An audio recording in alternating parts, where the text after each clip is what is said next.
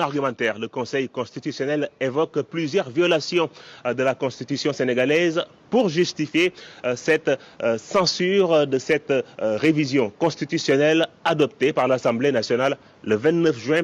Il s'agit notamment des articles 82 et 103 de la Constitution sénégalaise.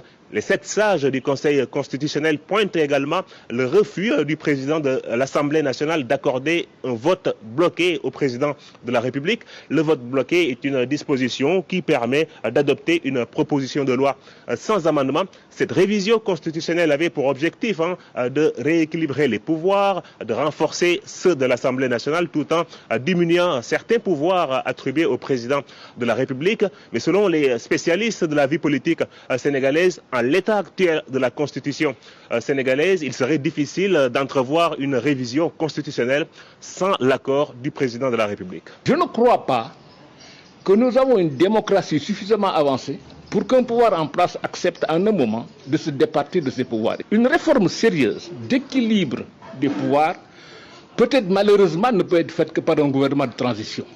Or, un gouvernement de transition, ça suppose une crise dans un pays que personne ne souhaite. Le président de l'Assemblée nationale, Ousmane Sonko, a réagi à travers un post sur Facebook.